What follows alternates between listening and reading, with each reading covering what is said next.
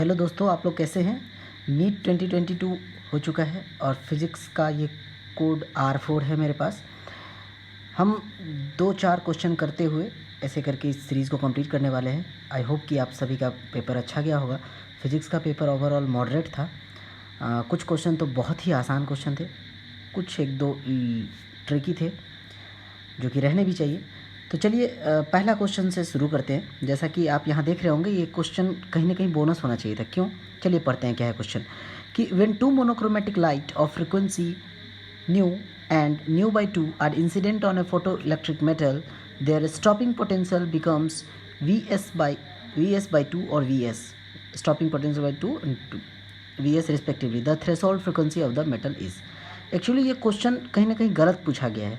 उनको ऐसा पूछना चाहिए था, एग्जैक्ट में होना चाहिए था कि अगर फ्रिक्वेंसी न्यू है तो stopping potential new S by 2 है, I mean we S by 2 है, और फ्रिक्वेंसी अगर न्यू बाई 2 है तो स्टॉपिंग पोटेंशियल वी एस है। तब अगर ये पूछे थ्रेशोल्ड फ्रिक्वेंसी, तब ये क्वेश्चन सही है। अदरवाइज़ इस क्वेश्चन में ही एरर है। वैसे तो बोनस होना चाहिए, लेकिन देखते हैं क्या एनटीए की तरफ से क्या आंसर सीट आता है। तो हम जानते हैं इस क्वेश्चन को। देखिए, अगर क्वेश्चन ऐसा होता तो क्या आंसर होता। आइंस्टाइन फोटो इलेक्ट्रिक इक्वेशन आपको पता है, E equal to q plus five plus kinetic energy, है ना। फाइव जो होता है वो थ्रेशोल्ड एनर्जी होता है।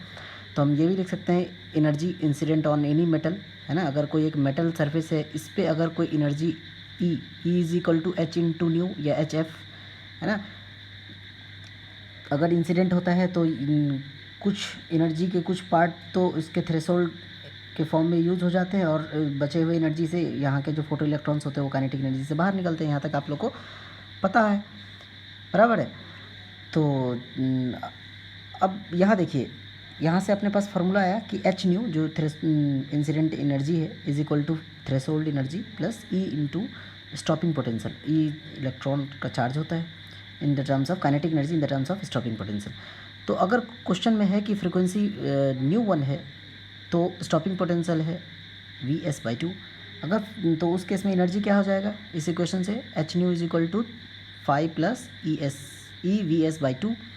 सिमिलरली अगर फ्रिक्वेंसी न्यू बाई 2 है तो स्टॉपिंग पोटेंशियल है वी एस। तो उस केस में एनर्जी आ जाता है h nu by 2 is equal to 5 plus e V S. अब देखिए, दो इक्वेशन हमारे पास आ गए। इस इक्वेशन को सॉल्व करना बहुत आसान है। आप इस फॉर्म में ले आइए, एच न्यू माइनस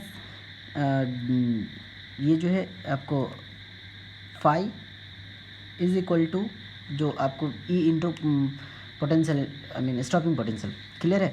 तो चलिए इसको समझते हैं। मैंने यहाँ पे सॉल्व करके रखा है। अगर आप इन दोनों इक्वेशन को देखें तो इन दोनों इक्वेशन में अगर आप इस फॉर्म में ले आए, h nu minus 5 is equal to e मतलब charge and electron stopping potential by 2, इस दोनों का रेशियो लेंगे तो आपको आ जाएगा इधर से ये ऊपर का E V not E V S और ई वी एस कट जाएगा, 1/2 आएगा रेशियो। इसको अगर आप क्रॉस मल्टीप्लिकेशन करेंगे तो कुछ इस तरफ से आएगा। आप वीडियो पॉज करके देख सकते हैं कैसे हुआ है। क्लियर है? तो अगर आप सॉल्व करते हैं तो ओवरऑल आपको आता है 5 is equal to 3h nu by 2। Nu frequency है ना इंसिडेंट लाइट का। तो थ्रेशोल्ड एनर्जी हम जानते हैं H into new not. New not क्या है? थ्रेशोल्ड फ्रिक्वेंसी, हमें यही पूछ रहा है। तो threshold frequency nu naught is equal to h cancel हो जाएगा, 3v/2 आएगा। ठीक है, अगला क्वेश्चन देखिए, चलिए देखते हैं। तो अगला क्वेश्चन कुछ इस टाइप से लिखा हुआ है। थोड़ा सा लेंदी क्वेश्चन था, लेकिन ये क्वेश्चन बहुत ही आसान था। बस पढ़ने में हो सकता है आपको 20-30 सेकंड लगे होंगे। ओवरऑल आसान है। इस क्वेश्चन से रिलेटेड कोई भी अगर इन फ्यूचर क्वेश्चन आता है तो आप कर पाएंगे। उसके लिए एक मैंने अच्छे से एक्सप्लेन किया है। पहले पढ़ते हैं क्वेश्चन। कह रहा है कि an ideal gas undergoes 4 different process from the same initial state as shown in the figure. Those process are adiabatic, isothermal, isobaric and isochoric. The curve which represent the adiabatic process among 1, 2, 3, 4 is। वैसे तो मैं आपको answer बता दूं, answer है 2। ये कैसे है उसका एक्सप्लेनेशन मैं आपको नेक्स्ट पेज पे दे रहा हूँ। ये देखिए,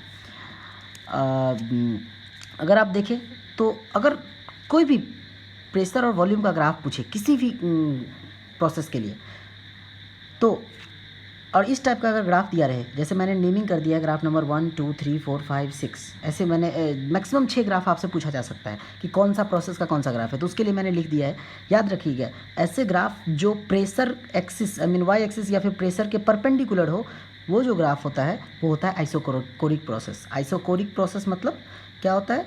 कि वॉल्यूम कांस्टेंट होता है। क्लियर है। अब बाकी यहाँ से 2 से लेके 4 तक, 2, 3, 4 ये तीनों ही एडियाबैटिक प्रोसेस के लिए है।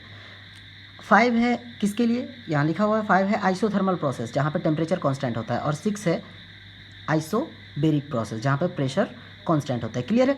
अब हम कैसे समझे कि मोनो एटॉमिक, डायटॉमिक और पॉलीएटॉमिक के लिए कौन है। अगर कोई कैसा गैस है जो मोनो एटॉमिक है, फॉर एग्जांपल हीलियम, तो जो सबसे नीचे होगा ग्राफ में होगा वो मोनो एटॉमिक के लिए मोनो एटॉमिक गैस की एडियाबैटिक प्रोसेस है, और ये डाई एटॉमिक गैस के लिए एडियाबैटिक प्रोसेस है, और ये पॉलीएटॉमिक गैस के लिए एडियाबैटिक प्रोसेस है। अब आपको मैं एक चीज़ बता दूं, अगर आप कैसे दिमाग में अगर आएगा क्वेश्चन कि कभी सिर्फ 2, जैसे यहाँ पे देखिए 2 ग्राफ दे दिया गया, ना तो ये प्रेशर के पैरेलल है, ना ही ये वॉल्यूम। अगर वॉल्यूम के पैरेलल हो जाए, जैसे यहाँ देखिए ग्राफ नंबर 6 में अगर ये वॉल्यूम के पैरेलल है तो निश्चित रूप से क्या हो जाएगा, फिर ये आइसोबेरिक हो जाएगा, प्रेशर कांस्टेंट हो जाएगा। तो अगर ऐसा पूछ ले आपसे तो अब आपको क्या करना है, आपको याद रखना है कि जिसका स्लोप ज़्यादा होगा वो एडियाबैटिक होगा। एडियाबैटिक में अगर आप पढ़े होंगे तो आपको पता चलता है कि पी वी गामा से मल्टीप्लाई करते हैं, गामा तो कहीं ना कहीं उसका स्लोप ज़्यादा होता है। देखिए यहाँ पे अगर हम ग्राफ 1 का स्लोप निकालें तो उसमें θ1 है जो कि ज़्यादा है, और θ2 यहाँ पे कम है। तो वैसे अगर आप याद रख सकते हैं निमोनिक्स की तरफ, याद रखिए जो ग्राफ नीचे होता है वो एडियाबैटिक होता है, जो ग्राफ ऊपर होता है वो होता है जो ग्राफ ऊपर होता है वो होता है आइसोथर्मल। क्लियर है। तो in PV graph the slope of adiabatic process is always more than isothermal process.